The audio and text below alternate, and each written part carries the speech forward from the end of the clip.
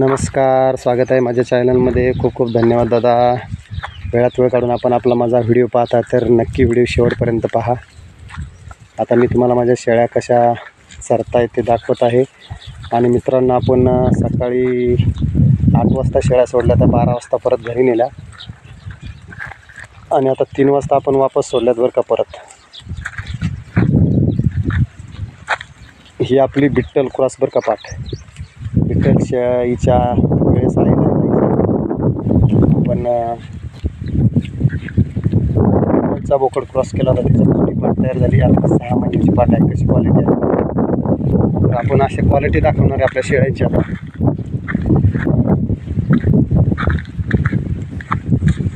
थोड्या शेळ्या मागं आणतो. इकडं ऊसाच्या कडेला भीती असते वाघाची खूप. काय वाघोबाने मागच्या वेळेसच इथं शेळी पकडली माझी. इथंच शेळी पकडली बा. मागच्या वेळेस वाघाने इथं शेळी पकडली. मी खूप प्रयत्न केला पण ऊस जास्त पडेल असल्यामुळं आतमध्ये शिरून मला काढता नाही आला बरं का, सोडवता नाही आली. पण ती गेली माझ्या तावडीतून. अखेर शेवटी त्याने खतम केली, खाल्ली. 2-3 दिवसांनी फक्त तिचं हे 4 पाय आणि डोकं सापडलं. तर आपण पहा आता 3 वाजता शेळ्या सोडलेल्या आहेत आणि एकदम तुटून पडल्यात शेळ्या बा चाऱ्यावरती. काही पण खाता आहे बा, कांगडे बिंगडे खाता. ही आपली कोठा जातीची शेळी बरं का, गावरान शेळीपासून तयार केलेली आहे आपण ही कोठा जातीची शेळी. आता इथं 2 पिल्ले झालेत, एक पाट आणि बोकड. मागच्या वेळेला तिला दोन्ही पण बोकड झाले होते. तर पहा आता शेळ्या कसा चारा खात आहे, कोणतं गवत खात आहेत. अनेक प्रकारच्या वनस्पती असतात शेतामध्ये. आणि काय होतं, बंदिस्त शेळीला खायला जाग्यावर जास्त लागतं बरं का. फिरिस्त्या शेळीला एवढं खायला लागत नाही. ती 2-2.5-3 तास सोडली का मोकळी जाम जोगत आहे. ही माझी शिरोई जातीची शेळी. आपण गावरान शेळीला शिरोई जातीचा मेल क्रॉस केला होता, त्याच्यापासून ही क्वालिटी तयार झाली. आणि कशी वाटते क्वालिटी तर क्रॉसिंगमधील शेळ्या आहेत ना, खूप मस्त चारायला वगैरे, आजारी वगैरे पडत नाही आहे. आणि पहा कशी चारा खातात पहा.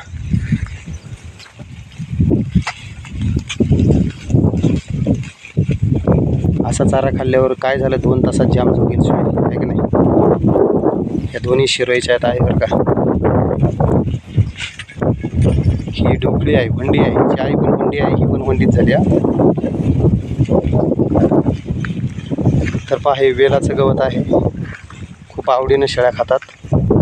शेळीपालन बांधवाने ना कमीत कमी शेळीला 2 तास तरी मोकळं सोडायला पाहिजे, जेणेकरून शेळीला मस्त रानात चारा खायला भेटेल.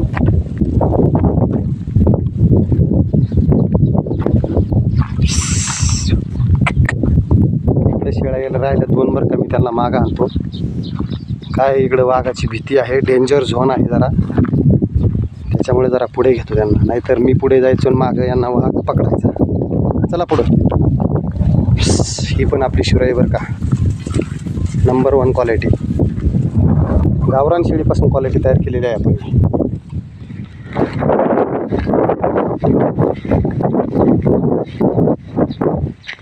पहा ही खूप माझी आवडती आहे बरं का. तिला मरणा खूप आजारी पडली होती बरं का. तिच्या मेंदूवरती खूप ताप गेला होता. तर डॉक्टर म्हणला तर हिची नो गॅरंटी. पण बिचारीचं भाग्य थोर होतं म्हणून ती वाचली बरं का. खूप एकच नंबर पाठ आहे, एकच वेध झाले आहे. आणि आता दुसऱ्यांदा गामन आहे. क्वालिटी एकच नंबर आहे. शिरोई क्रॉस क्वालिटी आहे बरं का तिची. तर हे पहा वेलाचं गवत आहे. शेळ्या खूप वेलाचं गवत खातात आणि केवसक जागा आहेत. एवढ्यात अशा गवत खाण्यासाठी तुटून पडलेले आहेत.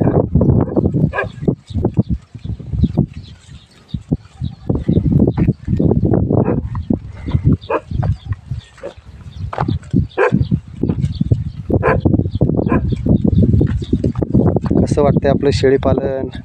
शेळीपालन एकच नंबर व्यवसाय आहे. साधारणपणे एका शेळीचे वर्षात 2 वेत होतात. तर साधारणपणे एका शेळीचं एका वेताला 15,000 रुपये होतात. ते कसं मी तुम्हाला सांगतो, कारण 1-2 पिल्लं जर झाले तर एक पिल्लू 8,000 जरी गेलं 4 महिन्याचं पिल्लू मी 8,000ला विकतो बरं का. तर 8,000ला पिल्लू जर शेळीचं गेलं, 2 पिल्लांचं 16,000 जर होतात, तर 16चे आपण 15 धरू. असे वर्षातून 14 महिन्यातून शेळीचे 2 वेत होतात. आणि 2 वेत शेळीचे झाले का 30,000 रुपये वर्षाला उत्पन्न. हे बा आता टॉमीला वाघ कुठेतरी दिसला किंवा वास आला असेल म्हणून टॉमी वाघावरती भुकत आहे बरं का. टॉमी काय दिसलं तुला? अरे वा, छान मस्त.